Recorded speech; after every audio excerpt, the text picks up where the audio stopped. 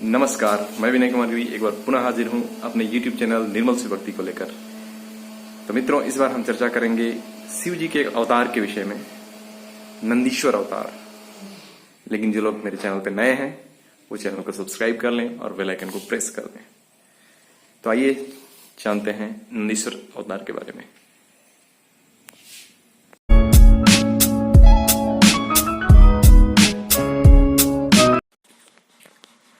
सनत कुमार ने नंदीश्वर से पूछा, प्रभो आप महादेव के अंश से उत्पन्न होकर पीछे शिव को कैसे प्राप्त हुए थे? नंदीश्वर बोले, सर्वज्ञ सनत कुमार जी, मैं प्रसंग का वर्णन करता हूं, तुम श्रवण करो। शिलाद नामक एक धर्मात्मा मुनि थे। उन्होंने पितरों के आदेश से एक मृत्युहीन पुत्र की प्राप्ति हेतु इंद्र को तप से प्रसन्न किया, परंतु देवराज इंद्र ने ऐसा पुत्र प्रदान करने में स्वयं को असमर्थ बताया और सर्वेश्वर महादेव की आराधना का उपदेश दिया। तब महर्षि शिलाद ने तप से महादेव को प्रसन्न किया। महादेव ने उन्हें दर्शन दिया तथा वर मांगने को कहा। तब महर्षि शिलाद ने कहा, प्रभु मैं आपके ही समान मृत्युहीन अयोनिज पुत्र चाहता हूँ। तब शिव जी ने कहा, यद्यपि मैं सारे जगत का पिता हूँ, फिर भी तुम मेरे पिता बनोगे और मैं तुम्हारा पुत्र होऊंगा तथा मेरा नाम नंदी होगा। ऐसा कह शिव जी अंतर्ध्यान हो गए।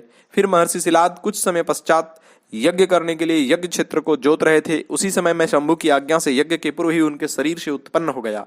तदनंतर जैसे निर्धन को निधि प्राप्त हो जाने से प्रसन्नता होती है, उसी प्रकार मेरी प्राप्ति से हर्षित होकर पिताजी ने महेश्वर की भलीभांति वंदना की और मुझे लेकर वे शीघ्र ही अपनी पर्णशाला को चल दिए। फिर मेरे पिता महर्षि शिलाद ने मेरे जात कर्म आदि सभी संस्कार संपन्न किए। फिर 5वें वर्ष में पिताजी ने मुझे सांगोपांग संपूर्ण वेदों का तथा अन्यान्य शास्त्रों का भी अध्ययन कराया।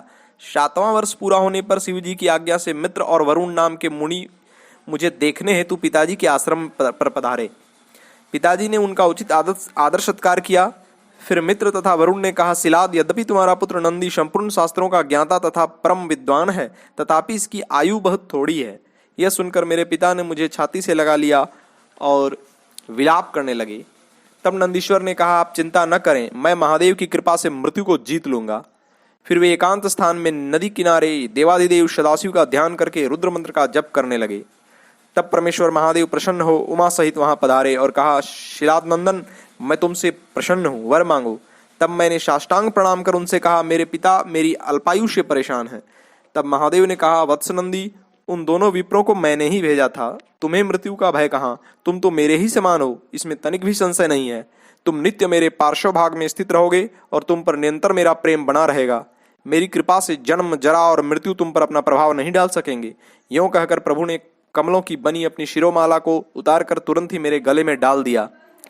उस शुभ माला के गले में पड़ते ही मैं 3 नेत्र और 10 भुजाओं से संपन्न हो गया तथा द्वितीय शंकर सा प्रतीत होने लगा। फिर भगवान शिव ने कहा, उमा, मैं नंदी का अभिषेक करके इसे गणाध्यक्ष बनाना चाहता हूँ, इस पर तुम्हारी क्या राय है?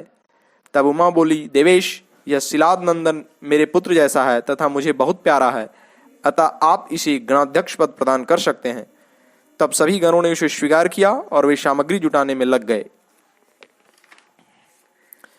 फिर सब देवताओं और मुनियों ने मिलकर मेरा अभिषेक किया। तदनंतर मरुतों की मनोहारिणी दिव्य कन्या सुयसा से मेरा विवाह करवा दिया। फिर शंभु ने कहा, पुत्र, यह तुम्हारी प्रिया सुयसा और तुम मेरी बात सुनो। तुम मुझे परम प्रिय हो, अतः जहां मैं रहूंगा वहां तुम्हारी स्थिति होगी और जहां तुम रहोगे वहां मैं उपस्थित रहूंगा। इस प्रकार मैंने तुमसे अपने अवतार का वर्णन कर दिया। ओम